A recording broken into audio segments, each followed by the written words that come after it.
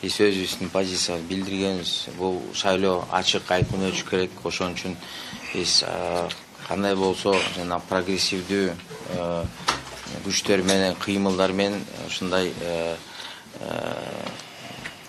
карындаш мамилелерге даярбыз, ачыкпыз. Ошон үчүн жакында эле силердин биринчи отурумга катыштык.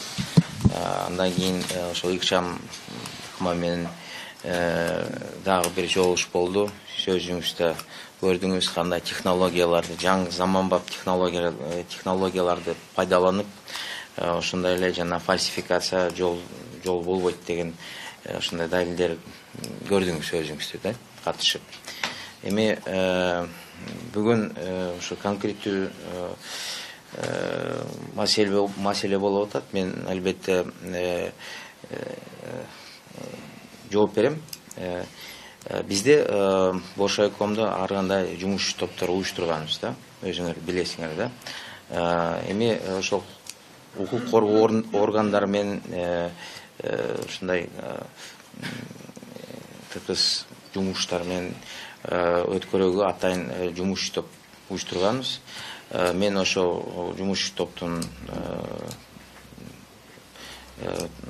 эмеси болом, жетекчиси болом. Эми азыркы учурда мен бул маалымат жөнүндө биздин ички иштер министрлигинен кенен маалымат жок. Себеп канча күндөрдү мен министр Исраиловго чалып атам. Телефонограмма кабылдамасына калтырдым. Реакция жок. Азыр айтып койсоң, жооп жок. Бирде зам министр да катышпай атат, чакырсак. Эптеп, септеп бир тергөөчүнү ошонун кандидатурасын бериптир, эмесин катышат депчи. А эми аякта жанагы общественный порядок деген понятие бар да. Канча бизде участкалар бар, өзүңөр билесиңер да. 2375 шайлоо участкалар. Ар бир участкада ар кандай коркунучтар болушу мүмкүн да. Мисалы келтирсем, бир талапкер ачык эле айтып атыптыр. Саат 6-дан кийин чогулгула ошо шайлоо участкаларга. Анда кечинде эмне кылышат чогулуп? Мисалы келтирсем да. Албетте ар кандай провокация да болушу мүмкүн. Ошон үчүн ошого чын эле жана биздин тиешелүү органдар иштеш керек.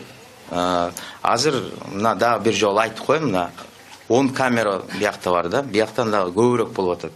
Азыр ички иштер министрлигинин өзгөчө өзүнүн ошо ролу аябай зор болуш керек.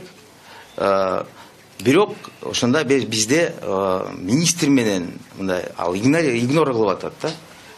Мен уже телефонограмма берип атам.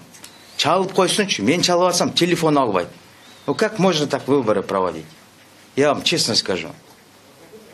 Вместо того, чтобы орысча кайталап келдим, да? Вместо того, чтобы понимать, до выборов осталось 18 дней. Поступать разная информация. Я вот на свой WhatsApp получаю разную информацию. Я вот в Ош проехал, посмотрел, сложная обстановка. Даже в ходе проведения этих агитаций тоже есть всякие риски. Чем занимается милиция, нам неизвестно. Все мои попытки выйти на связь министру Исраилову, баягында я не хочу это самое, джоб, как-то не странно, никакой реакции. Ни замминистра, вот дали мне какого-то следователя с главного следственного управления, и то еле-еле сегодня выпросили, чтобы пришли. Вот это отношение Министерства внутренних дел. Я, честно говоря, этот вопрос уже давно созрел, я его хочу поставить перед республиканским штабом правительственным, что милиция у нас, да, конечно, она по своим, так сказать, то, что положено, какие-то мероприятия, видимо, проводит. Но я вот проводил тренинг для сотрудников органов внутренних дел как раз по вопросам обеспечения правопорядка, значит, в период до проведения выборов и в день голосования. Знания очень низкие, близкие к нулевым. Это факт, то, что я вот сам выяснил. Сколько раз я попытался звонить, наверное, раз 20 этому министру звонил. Джоб. Написали письмо, нам выделили, значит, рядового сотрудника следственного управления. Что он может? Никакой информации нету. Вот это я могу сказать. Спасибо большое. Сегодня мы говорим на чистоту.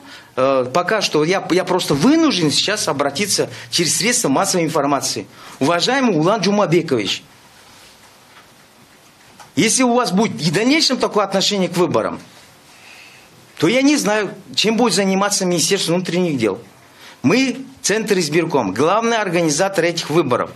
Пока что вот мы стараемся быть открытыми для всех, сотрудничать со всеми, решать в оперативном порядке любые вопросы, которые, так сказать, возникают.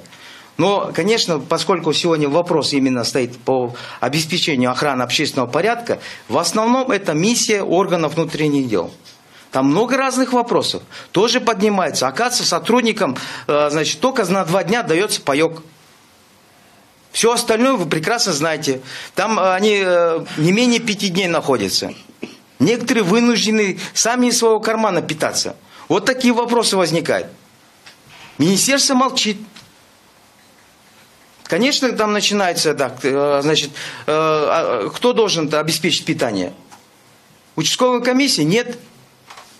Опять начинается, значит, кого-то там нагрузить, того, третьего там и так далее. Поэтому вот это Министерство внутренних дел, оно такое сейчас какое-то закрытое и не хочет работать вот в тесном сотрудничестве с Центральной избирательной комиссией. Вот я как руководитель рабочей группы. Поэтому я сегодня просто вынужден был обратиться через средства массовой информации. Так работать нельзя. Вы совершенно правильно сказали. Это самое важное политическое событие — выборы президента, по которой значит, по степени серьезности, накалу политических страстей выходит на первое место. Поэтому, конечно, сейчас еще осталось 18 дней. Я думаю, что мы все-таки сможем привести, значит, уровень нашей кооперации, работы с органом внутренних дел, Центр избиркома и МВД на должный уровень. Я надеюсь очень сильно, думаю, что это сегодня будет такой определенный толчок для того, чтобы, так сказать, это вот было. Поэтому я вам сейчас не могу дать ни одной информации, которая бы выходила бы сейчас по теме этого разговора. Я вам честно говорю. Возможно, там республиканский штаб во главе с новым руководителем обладает этой информацией, но эта информация, вот та часть, которая должна быть максимально открытой, значит, она должна вот выходить от нас, она должна выходить в средства массовой информации и так далее. Вот. Ну, скажем так, это крик души, может быть, эмоциональный. Но я вам честно сказал, да? Я просто надеюсь, еще раз, 3-й раз обращусь. Уважаемый Улан Джумабекович, в конце концов, работать надо. В тесном сотрудничестве. В Центре избиркома. Да. Да, спасибо за внимание. Но я хочу сказать, что проблемы есть. Есть проблемы. Вы знаете, на милицию возлагается очень важная обязанность. Все эти политические мероприятия — это очень большая нагрузка.